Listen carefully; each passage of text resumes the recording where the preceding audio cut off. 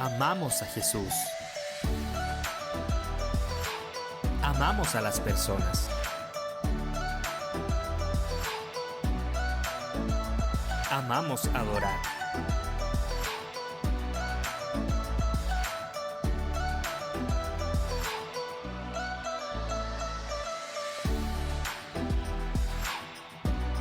Somos su iglesia.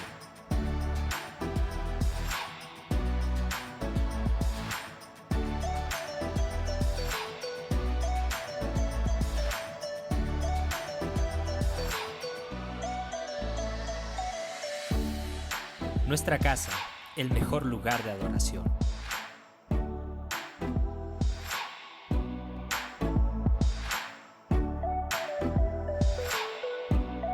Iglesia, la puerta in-house.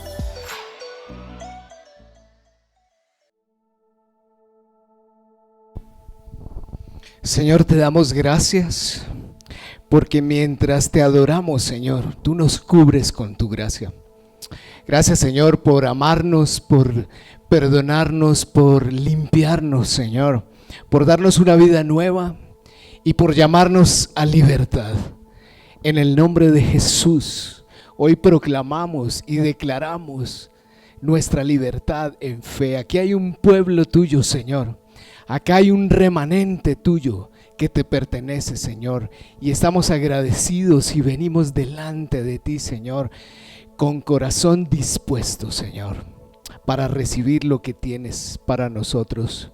Te entregamos este tiempo una vez más, este mensaje, Señor, y que tu buen espíritu nos guíe a toda verdad. Bendice, Señor, a tus hijos.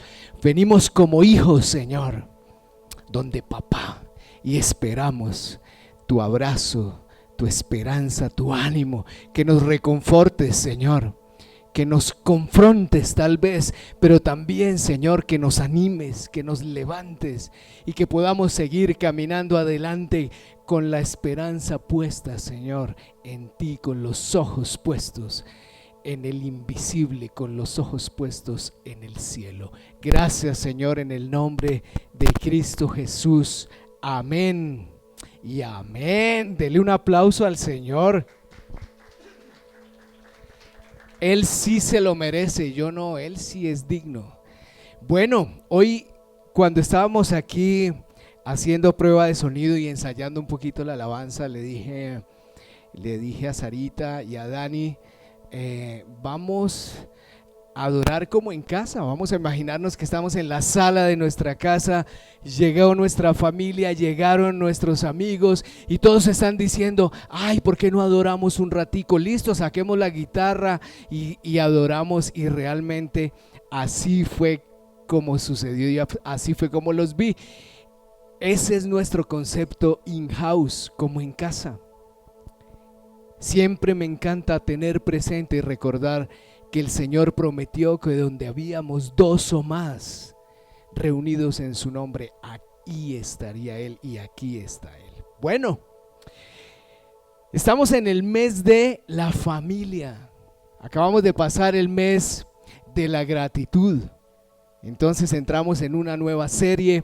Esta serie es corta, son apenas 3 mensajes y la hemos llamado La Iglesia Más Alta. Así se llama la serie de diciembre, La Iglesia Más Alta.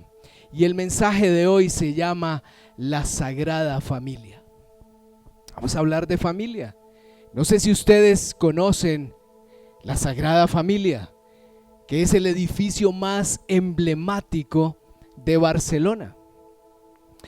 Es una basílica de 18 torres diseñada por un arquitecto muy famoso, Antonio Gaudí. Se está construyendo desde hace 134 años y va por el director número 7. Iniciaron 4 personas apenas y ya van 50. Gaudí trabajó en su obra 40 años, hasta 1926. Esta obra se financia con donativos y ventas de entradas y se invierte alrededor de 25 millones de euros anuales a la fecha de hoy. Es un proyecto demasiado importante. Y aquí hay un dato que me encantó revisando la historia de esta basílica. Muchos de los diseños de Antonio Gaudí de este proyecto se concibieron durante su ejecución. Y sus ideas no quedaron plasmadas en planos, sino en maquetas, en modelos 3D.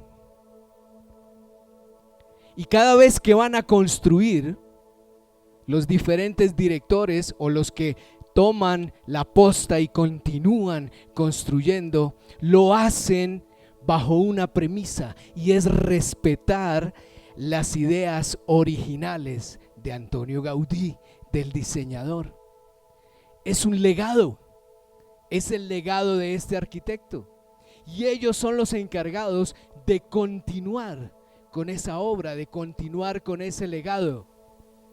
Como diría un amigo mío, son los responsables de mantener el espíritu del diseñador, el espíritu del fundador, el espíritu del que imprimió toda su vida y le dio importancia a ese proyecto, porque Antonio Gaudí le entregó prácticamente su vida a este proyecto.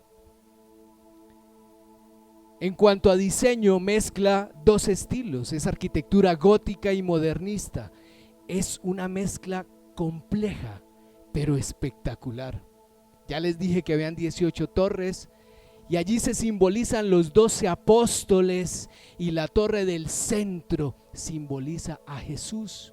Las otras torres que están alrededor significan los evangelios, y resulta que este proyecto tiene impreso por todos lados en sus torres, tiene impreso en sus paredes, tiene impreso en sus fachadas, toda la palabra, toda la Biblia está ahí, plasmada en dibujos, plasmada en esculturas, plasmada todo, absolutamente cada detalle de este proyecto tiene contenido de la historia de Jesús, de la historia de Dios, de su pueblo, de nosotros, desde el Génesis hasta el Apocalipsis.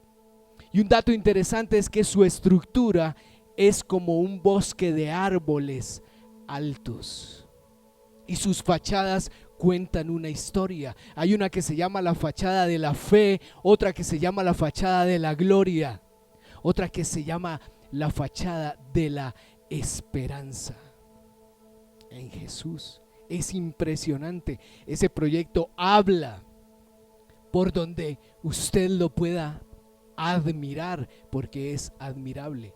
Y un dato también importante es que este proyecto está en el centro de la ciudad, exactamente en el centro urbano de Barcelona, es decir, que ocupa el lugar más importante, el corazón. Es demasiado relevante este proyecto en esta ciudad. Reúne alrededor de 3 millones de personas al año, y el objetivo es terminarla en el 2026, cuando Antonio Gaudí va a cumplir 100 años de haber dejado su legado. Es impresionante. ¿Y cuál es la meta? ¿Cuál es el objetivo?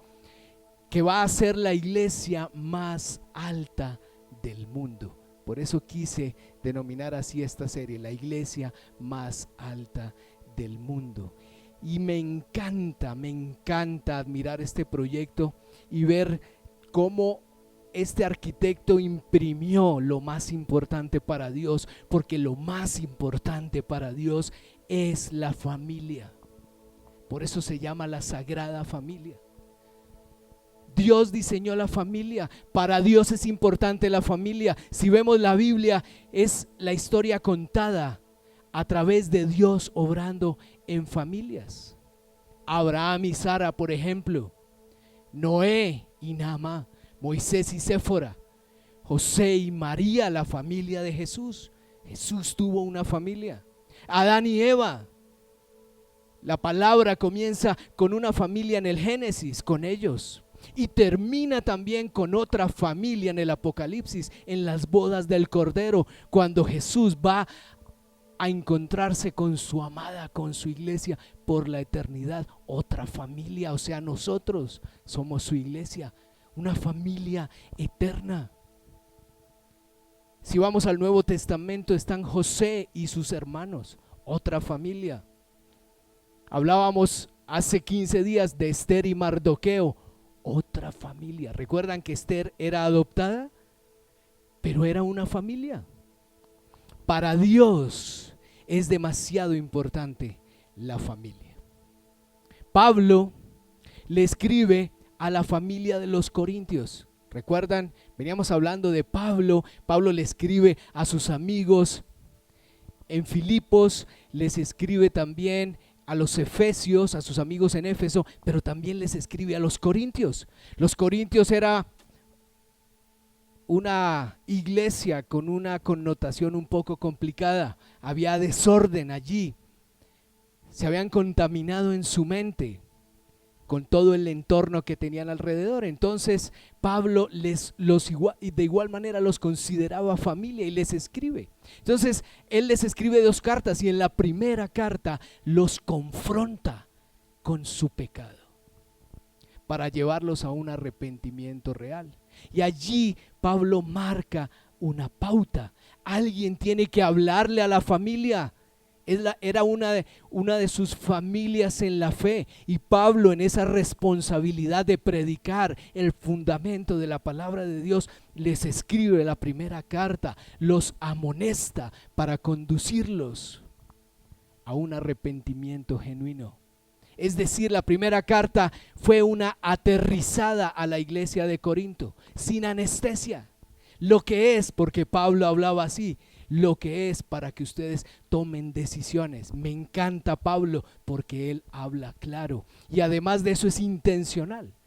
Esa carta causó el efecto que él quería y era llevarlos a una confrontación y a un arrepentimiento. Ya en la segunda carta, Pablo escribe desde la restauración a estos hermanos que quedaron aburridos con la confrontación. Primero los llama al orden, primero les dice: miren, señores, ustedes se están equivocando con esto, ustedes están pecando en este sentido, ustedes se están apartando de la verdad, ustedes se están desviando del fundamento y el Señor es Señor. Ustedes están perdiendo el temor a Dios. Y entonces muchos de ellos proceden al arrepentimiento, es decir, son conscientes y seguramente le piden perdón a Dios y quedan aburridos. Yo no sé si a ti te pasa lo mismo cuando sabes que has hecho algo que delante de los ojos de Dios no es correcto y eres consciente y entonces te achantas, te entristeces. Pues así estaban ellos. Entonces Pablo dice: no los puedo dejar así, tengo que levantarlos, no los puedo dejar tristes y aburridos. Entonces les escribe la segunda carta, viene a restaurarlos y esta carta es de restauración. Y aquí Pablo les manifiesta a su familia en Corinto su alegría por ser aceptado en su ministerio. Pablo les dice: mire, estoy alegre porque a pesar de que los regañé, a pesar de que les llamé la atención, ustedes me aceptaron. Gracias porque me siguen recibiendo, así como ustedes a mí. Cuando yo de pronto les llamo la atención por algo y aún continúan siendo fieles, gracias por aceptar mi ministerio. También les pide un donativo para cubrir las necesidades. Porque en la iglesia hay necesidad. Claro, para eso es el dinero, para cubrir las necesidades de la iglesia. Y también Pablo defiende en esta carta su llamado, su apostolado, porque había una minoría que se le oponía. Siempre va a haber una minoría que no está de acuerdo, que no le gusta escuchar. Esto se lo cuento para ponerlo en contexto de lo que le voy a leer, porque vamos a hablar del ministerio de la reconciliación. Y esto es una palabra demasiado importante, demasiado relevante. Yo creería que casi puede ser el centro del sentido de ser cristiano. Vamos a entrar en la palabra. Segunda de Corintios, capítulo 5, versículo 18. Dice Pablo a los Corintios lo siguiente: todo esto es un regalo de Dios, es decir, es por gracia, quien nos trajo de vuelta a sí mismo por medio de Cristo. El mismo Dios, dice Pablo, nos vuelve a traer a Él mismo por medio de Cristo. El medio, ¿quién es? Cristo. Para volver a ¿quién? A Él. ¿Y vamos solos? No, Él nos atrajo a través de Cristo. Y Dios, dice Pablo, nos ha dado la tarea de reconciliar a la gente con Él. Ese es el principio. Segunda de Corintios capítulo 5 versículo 18. Lo invito a que esta semana en su devocional lea todo el capítulo 5 para que entienda el contexto. Dice Pablo, Dios nos ha dado la tarea de reconciliar a la gente con Él. ¿Sabes cuál es mi tarea como pastor? Y la de mi esposa como pastores de esta iglesia. Con ustedes, llevarlos a la reconciliación con Dios a través de Jesús. Ese es el ministerio. Continúo leyendo. Pues Dios estaba en Cristo reconciliando al mundo consigo mismo, no tomando más en cuenta el pecado de la gente, y nos dio a nosotros este maravilloso mensaje de reconciliación. Y ojo con esto. Dice Pablo, así que somos embajadores de Cristo. Tanto tú como yo somos embajadores de Cristo. Representamos a Cristo a donde quiera que vayamos. Ese es el llamado para todo creyente, no solamente para el pastor. Dios hace su llamado, dice Pablo, por medio de nosotros. Cuando hablamos en nombre de Cristo, cuando les rogamos, vuelvan a Dios. Aquí Pablo dice, cuando vamos a evangelizar y les decimos a los que no han creído o dejaron de creer, vuelvan a Dios, vengan, reconcíliense con Él a través de Jesús. Ese es el trabajo. Hablamos en nombre de Cristo cuando les decimos vuelvan a Dios, pues Dios hizo que Cristo, quien nunca pecó, fuera la ofrenda por nuestro pecado, para que nosotros pudiéramos estar ¿en qué? En una relación correcta con Dios por medio de Cristo. ¡Wow! ¡Qué palabra tan espectacular! Jesús, quien nunca pecó, fue la ofrenda.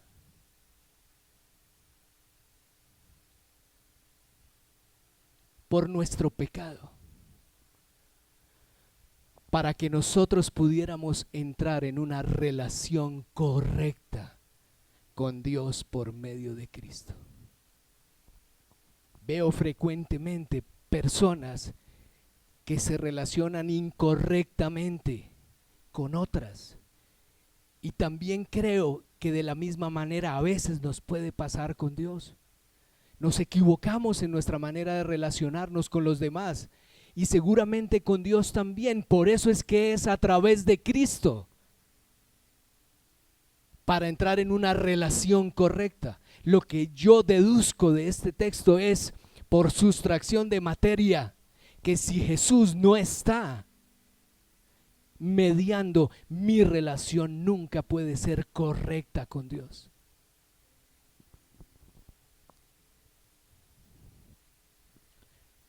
Reconciliación, por lo tanto, significa recobrar las relaciones. Eso significa reconciliarse. Es recobrar las relaciones. Y no es un proceso individual, porque yo no me reconcilio conmigo. Yo me reconcilio con Dios y me reconcilio con otros. implica un acercamiento voluntario entre las partes en conflicto que buscan conectarse de nuevo. Hubo un conflicto que nos separó de Dios, pero nosotros queremos acercarnos a Él y Él quiere que nos acerquemos también. Así, cuando discuto, a veces he peleado con mi esposa, entramos en conflicto y después estoy yo tratando de ver cómo hago para atraerla, para acercarme a ella, y ella también conmigo, a ver si nos reconciliamos. Y a veces la cosa se pone difícil, pero mi esposa y yo sabemos que si en medio está Jesús, entonces entramos como esposos en la relación correcta. ¿Me copian? Amén, gracias. Dios, por tanto, se da a sí mismo. ¿En quién? En la persona de Jesús, para llevarnos de nuevo a Él. Y nos hace embajadores, representantes. La palabra que les acabo de leer dice que en Cristo Dios estaba reconciliando consigo al mundo. Y este es el ministerio que ha dado a los creyentes. Nosotros, las iglesias, vamos ayudándole al mundo a reconciliarse con el Padre a través de Cristo. Eso es todo. Sencillo.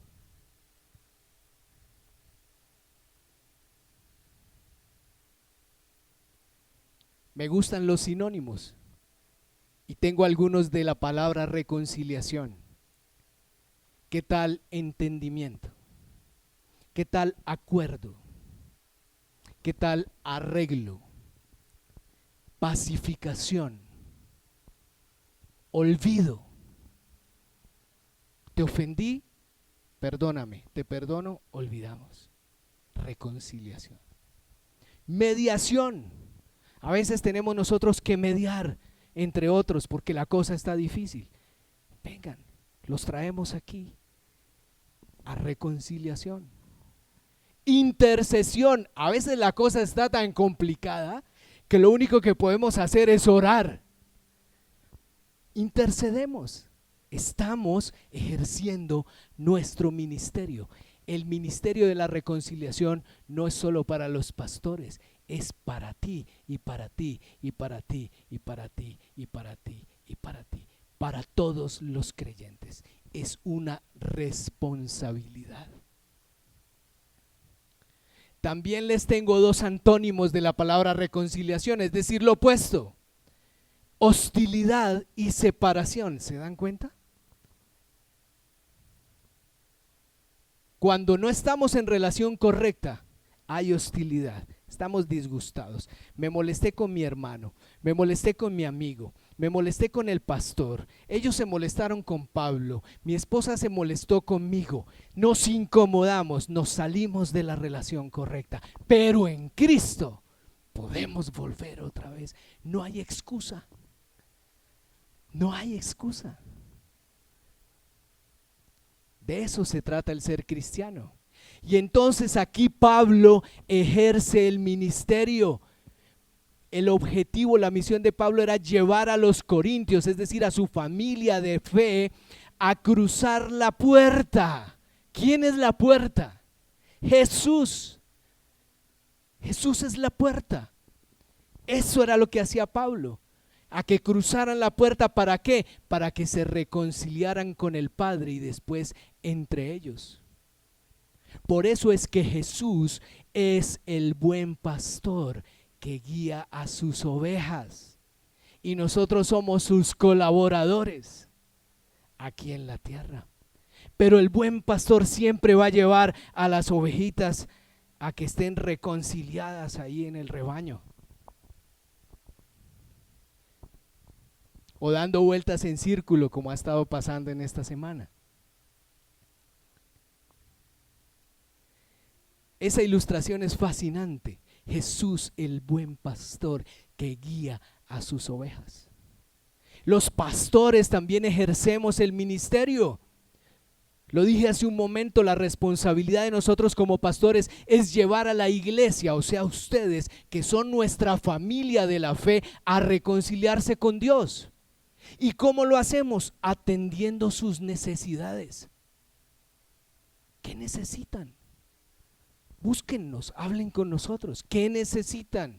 Tal vez yo no puedo resolver tu problema, pero con toda seguridad vamos a ir a la palabra y vamos a orar a Jesús, y Jesús en medio algo hará. Esa es nuestra responsabilidad como pastores. Estamos ejerciendo nuestro ministerio atendiendo las necesidades de las personas de nuestra comunidad. Por eso cuando tengan necesidad no duden en llamarnos. Perdónennos si de pronto no logramos llegar a tiempo, pero ahí llegaré, ahí estamos, en una llamada, en un WhatsApp. Pídanos una cita. Pídame una cita, tomémonos un café, conversemos. Yo no lo voy a regañar. Yo voy a tratar de llevarlo a que usted se reconcilie con Dios a través de Cristo y su palabra. Bueno, si se porta mal, de pronto lo confronto como Pablo, y usted después me va a perdonar, porque también es su ministerio la reconciliación. Usted no puede pelear con sus pastores, eso es pecado.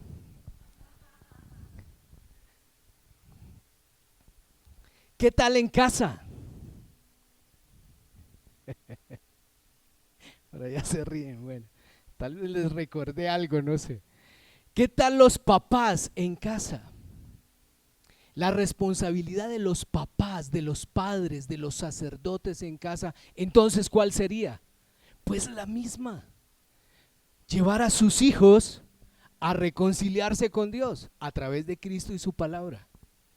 Mi tarea como sacerdote en casa es guiar a mi esposa a que se reconcilie con Dios y después conmigo. A mis hijos, usted a sus hijos. Somos responsables de nuestras familias de sangre, no solamente de nuestras familias en la fe.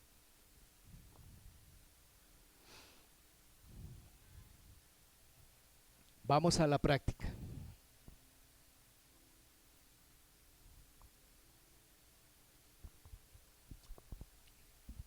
Ya pusimos el fundamento, ahora vamos a la práctica. Primer principio, para que lo apunte ahí en su agenda. La guerra no es contra personas. ¿Recuerdan que les hablé de una minoría que se le oponía a Pablo? Imagínense que esa minoría levantaba falsos argumentos en contra de él para desacreditarlo. Decían, ay, es que se cree muy machito escribiendo cartas. Se cree muy valiente, Pablo, muy machito para escribir duro. Así como a veces escribimos en WhatsApp, a veces escribimos duros. Yo he tenido que pedir, que ofrecer disculpas, pedir disculpas. Mira, qué pena porque no quise escribir así, pero sí estaba escrito como feo, perdón. Le decían a Pablo que se creía muy valiente escribiendo cartas, pero que en persona era débil y tímido y que no era un buen orador. ¿Usted se imagina eso? ¿Usted cómo se imagina a Pablo? Criado a los pies de Gamaliel, docto. Yo no creo que él haya sido un mal orador, pero habían algunos ahí que tal vez Pablo no les caía en gracia, entonces lo desacreditaban. ¿Alguna vez tú has sufrido el descrédito de alguien? Yo lo he sufrido.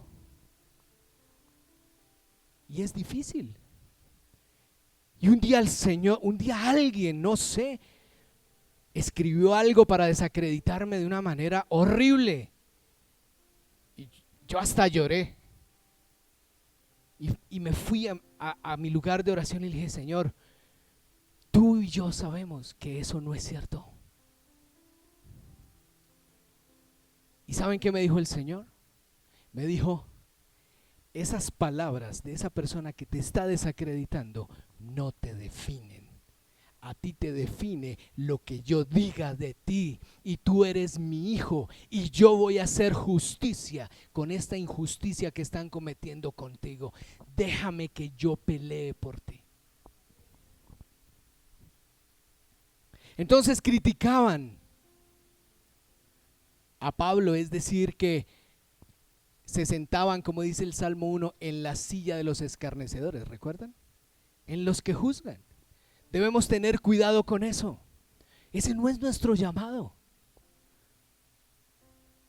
El Salmo 1 dice, cuidado, bienaventurados los que no se juntan con malvados, los que no se juntan con burlones a hablar de otros, a desacreditar, sino más bien hacen lo contrario. Y después hay una promesa que dice, ellos serán plantados, serán como árboles plantados a la orilla de un río, que sus hojas nunca se marchitan y a su debido tiempo darán fruto. El que se dedica a desacreditar a otros nunca da fruto, o al menos un buen fruto. El que se dedica a hablar mal de otros nunca va a producir nada bueno. Entonces a Pablo lo criticaban. Les voy a leer, voy a pasar del capítulo 5 al capítulo 10 de Segunda de Corintios. Pero miren esto, porque Pablo les recuerda que nuestra guerra no es contra personas. Mi pelea no es contra el que está hablando mal de mí, y entonces yo voy a pagarle el doble de mal y voy a hablar también mal y voy a ir también a decir mentiras y hacerlo quedar mal. No, entonces Pablo dice lo siguiente, Segunda de Corintios capítulo 10 versículo 3, somos humanos, dice Pablo, pero no luchamos como lo hacen los humanos. Usamos las armas poderosas de Dios, no las del mundo. Nuestras armas son diferentes: la oración, la palabra, la reconciliación. Esas son nuestras armas, no como el mundo. ¿Para qué? Para derribar las fortalezas del razonamiento humano y para destruir argumentos falsos. ¿En dónde? En nuestra mente. Por eso la palabra menciona que un poco de levadura leuda toda la masa. Una sola persona hablando mal en la familia, en la iglesia, en el trabajo, va contaminando a las otras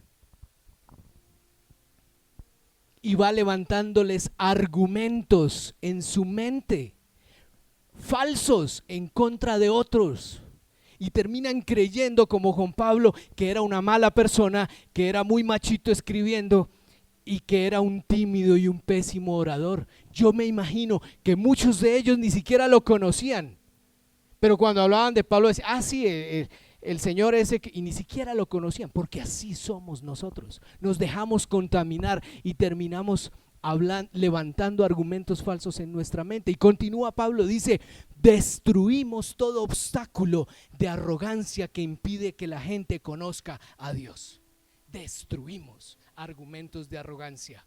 Alguna vez alguien me dijo después de una prédica, mira, estuvo interesante tu mensaje, pero la verdad es que yo tengo un conocimiento mucho más amplio que la Biblia. Wow. Se llama soberbia. Creer que tú tienes un conocimiento más amplio que la palabra de Dios se llama soberbia. Entonces Pablo dice, para derribar las fortalezas del razonamiento humano y destruir argumentos falsos, destruimos todo obstáculo de arrogancia. Eso es arrogancia. Pensar que Dios me quedó chiquito, que yo sé más que Él, se llama arrogancia y impide que la gente conozca a Dios. Y ojo, me encanta esta palabra. Dice Pablo, y capturamos los pensamientos rebeldes.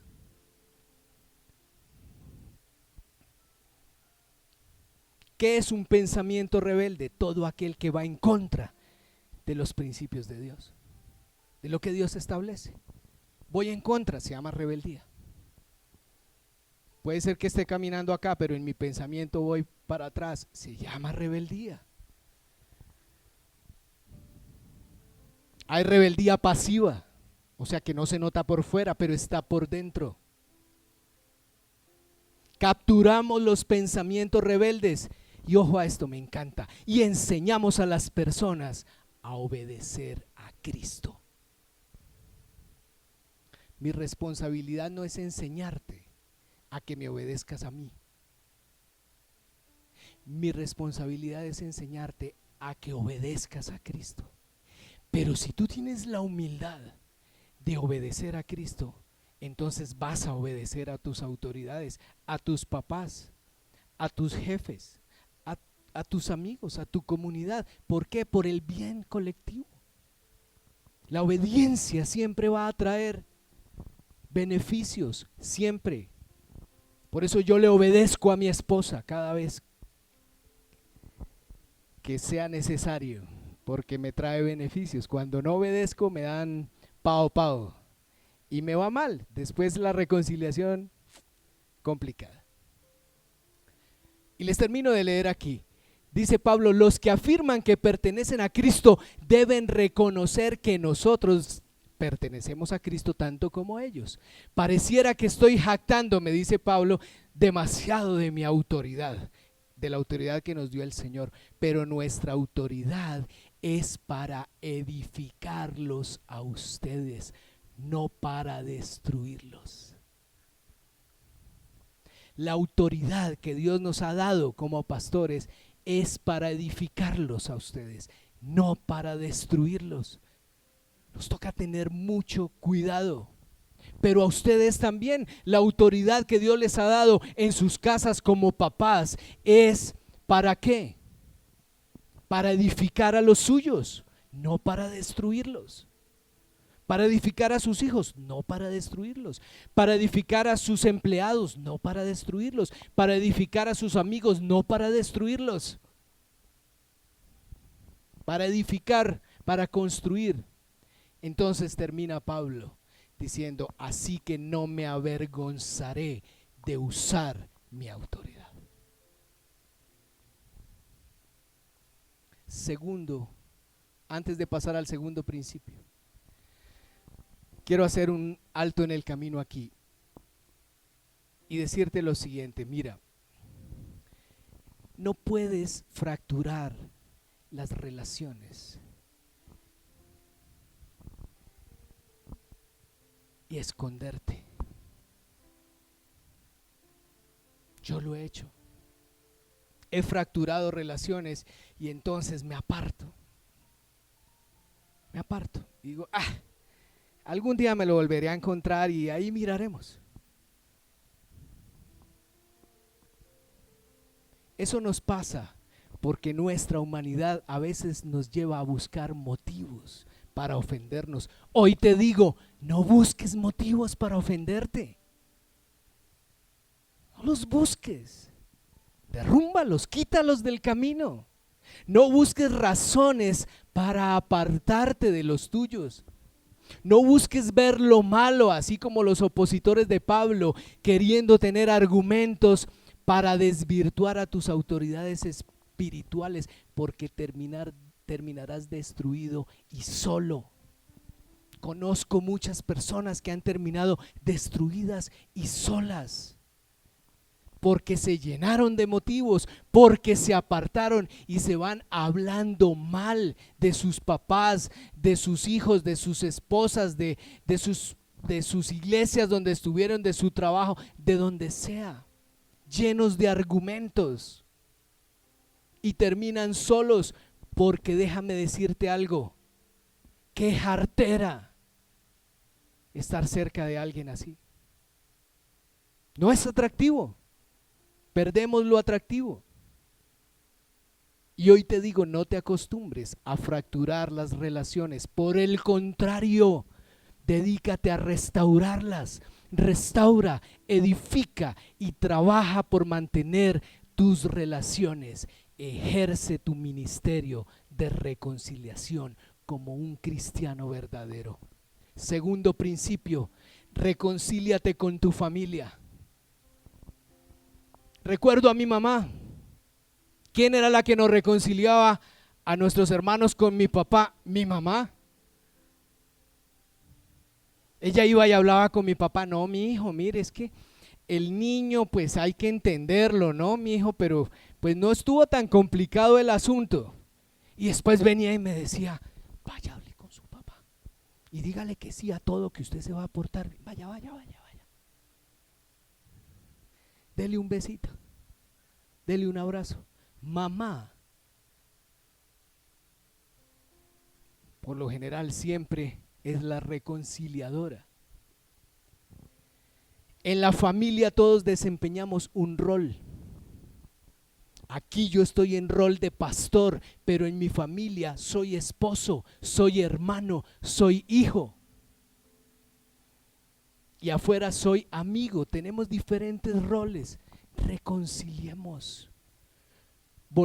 Convirtámonos en reconciliadores con nuestra familia, principalmente en pacificadores. ¿Saben por qué? Porque los pacificadores serán llamados hijos de Dios. Procuremos la unidad del cuerpo aquí en la iglesia.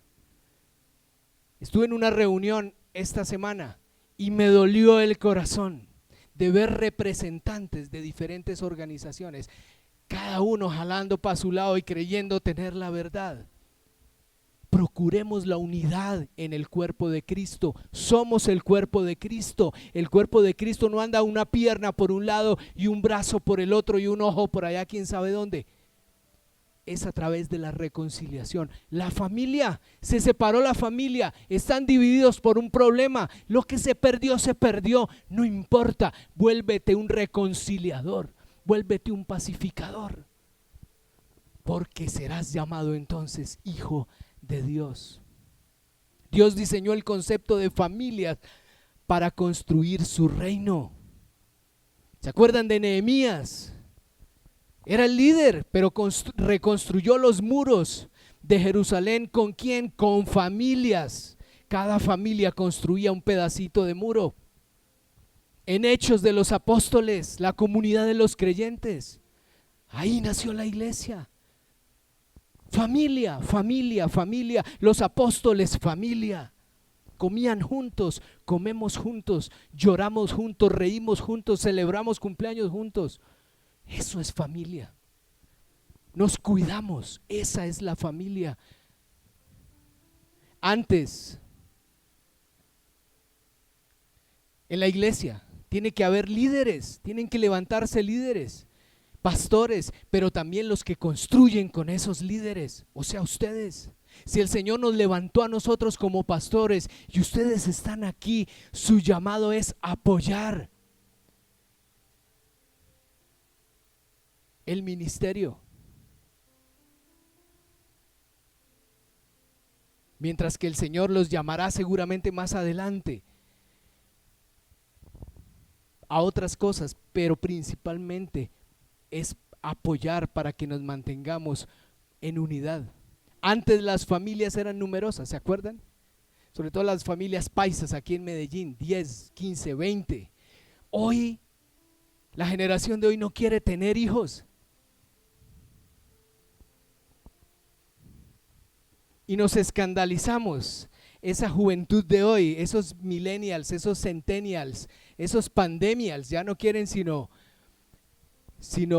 tecnología, no quieren tener hijos, prefieren tener un perro o un gato y mucha tecnología.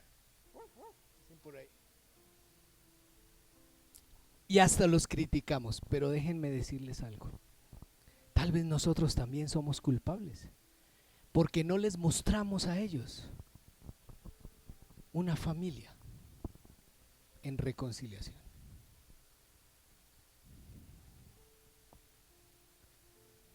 Tal vez lo que vivieron fue división, destrucción, falta de perdón.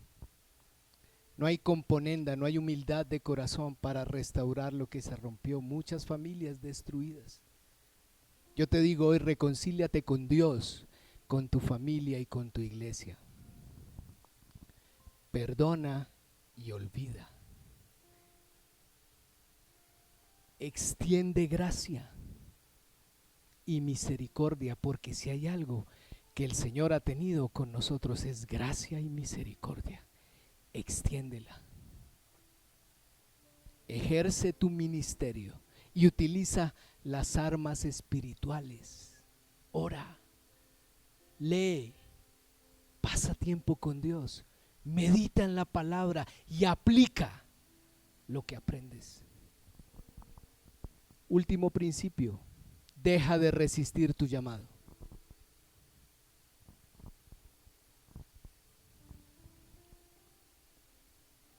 Dios me puso a mí a ejercer como pastor mi llamado en este tiempo de mi vida y procuro hacer lo que tengo que hacer: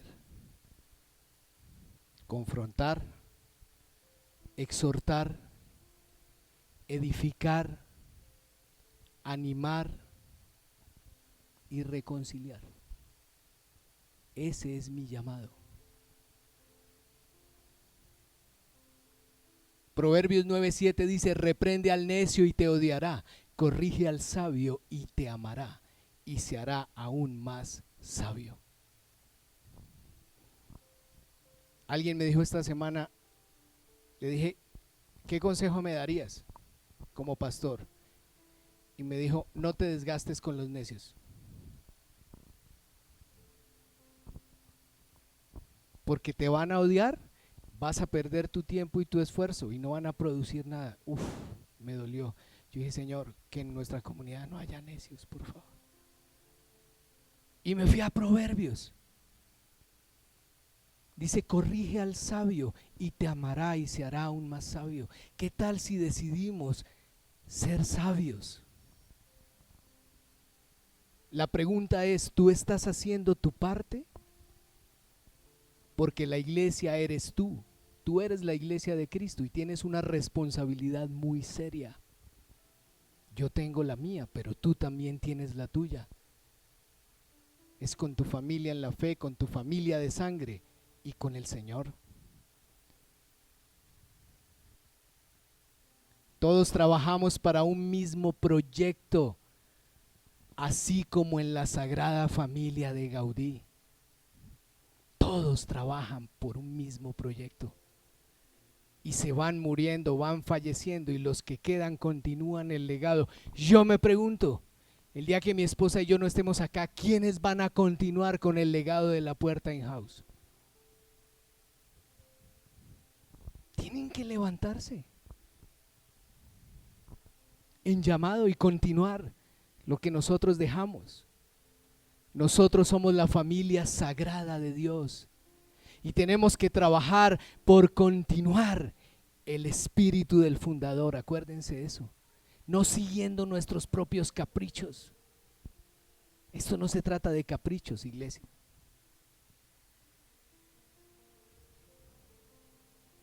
Escuché, ¿cuánto tiempo me queda? Por favor, si alguien me ayuda. Gracias. Esta semana escuché vi un reel que me llamó mucho la atención. Y había un señor hablando y decía, mire, era un fotógrafo y decía, hace 20 años atrás o 30 años atrás, a nosotros no se nos ocurría coger una cámara y voltearla para tomarnos una foto. Pero hoy, decía él, estamos viviendo la cultura de la selfie y miren en la trampa en que todos hemos caído. Decía él, antes tomábamos las fotos mirando a los demás, ahora volteamos la cámara para mirarnos a nosotros mismos, y esto nos ha convertido en una sociedad absolutamente independiente, egoísta, egocéntrica, que solamente tiene su atención puesta en sí misma, narcisista, y olvidamos servir. Por eso es que reclamamos tanto, porque siempre estamos enfocados en nosotros. Me voy al centro comercial, me tomo una selfie, me compro la camisa, me tomo la selfie, me voy de vacaciones, me tomo la selfie, y entonces los que ven mi selfie, pues a mí no creo que me pase, pero no funciono mucho con eso, la verdad. Pero entonces la otra quiere ser como esta y esta quiere ser como la otra, y yo quiero ser así, yo quiero tener esto, y yo. ¿Se dan cuenta? No hay nada que destruya más una familia que el egoísmo, porque siempre vas a estar peleando tu derecho. Nunca vas a poder servir a otro porque siempre te estás mirando a ti mismo. Tremenda trampa del diablo.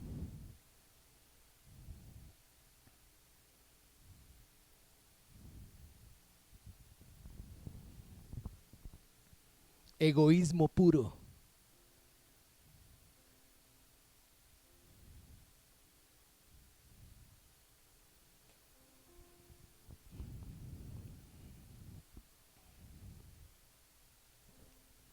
Desinformación. ¿Sabe qué veo?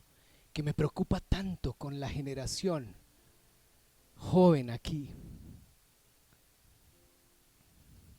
que hemos perdido lo fundamental. Estamos viviendo en una época donde romantizamos todo, romantizamos el pecado, romantizamos a Jesús. Jesús hombre, wow. Jesús en Converse y en Levi's. Eso suena muy cool y no está mal tenerlo a Él, pero no podemos olvidar quién es Él realmente. Jesús no es mi parcero, Jesús no es mi amiguis. Él es el Señor que tiene autoridad sobre todo cuanto existe en los cielos y en la tierra y debajo de la tierra, y le debo temor y respeto y amor. Cuidado con los grises, muchachos. Cuidado con los grises. Hay una corriente de relativismo. No pasa nada, no pasa nada. Ojo, tengan cuidado con los grises. Romantizamos todo porque vivimos enamorados de nosotros mismos. Y se nos olvida que nuestro llamado es servir, reconciliar, negarme a mí mismo para seguir a Cristo. Con esto termino. El llamado, por tanto, iglesia, es a construir fundamento sobre fundamento, así como en la Sagrada Familia se construye columna tras columna, torre tras torre. Aquí estamos siendo parte de la gran familia de Dios, de la Sagrada Familia de Dios, así como el proyecto de Antonio Gaudí. Somos parte y tenemos la responsabilidad de construir fundamentos contundentes y sólidos. La palabra del Señor es contundente y sólida, por eso es que nos da bases para caminar firmes y para permanecer firmes ante los embates de la vida. Permanecemos firmes sobre la roca que es Jesús, y Jesús es la palabra. Estamos construyendo la gran familia de Dios. Somos el cuerpo de Cristo. Quiero decirles, es el tiempo del remanente, de las iglesias pequeñas que permanecen en constante edificación unos con otros, unos con otros. Tenemos que cuidarnos entre nosotros mismos, tenemos que mantener firmes como faros en medio del mar, iluminando y guiando a otros. En 8 días les voy a predicar por qué las iglesias pequeñas es la iglesia de hoy. No hay mucho tiempo, tenemos que cuidarnos. Hay fogoncitos en todas partes, se están prendiendo fogoncitos, fogoncitos. Reconciliemos a la iglesia con Dios a través de Cristo. Esa es nuestra misión. Esa es la iglesia más alta.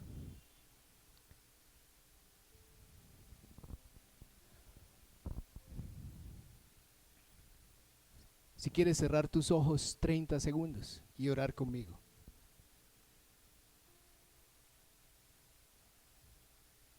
Señor, hoy te pedimos perdón, porque tal vez no habíamos entendido cuál es nuestro ministerio, Señor. Pero hoy procedemos a la reconciliación contigo a través de Jesús. Gracias, Señor Jesús, por poner tu gracia sobre mí, tu perdón, por salvarme y por reconciliarme con papá. Ahora soy un hijo de Dios. Ayúdame a ser un reconciliador en mi casa. Ayúdame a ser un reconciliador con mi familia. No importa lo que haya pasado, no importa lo que se haya quebrado, no importa lo que se haya perdido. Señor Jesús, tú viniste a reconciliar todo lo que se había perdido. Tal vez tu familia se perdió, tu matrimonio se perdió hace rato. ¿Qué tal si en el nombre de Jesús te reconcilias? ¿Qué tal si en el nombre de Jesús te reconcilias con ese hermano con el que disgustaste hace tiempo y dejaste de hablarle, peleando por cuál es más orgulloso?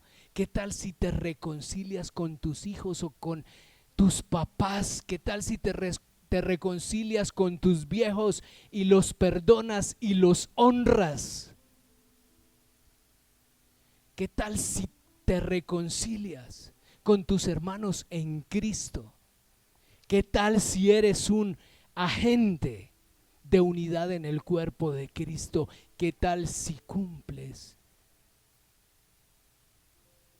con tu ministerio? Señor, afírmanos como faros, que podamos ser luz, Señor, en medio de las tinieblas para los que están ciegos, Señor. Coloca sobre nosotros el poder de tu Espíritu Santo para reconciliar a otros contigo, Padre, en el nombre de Jesús.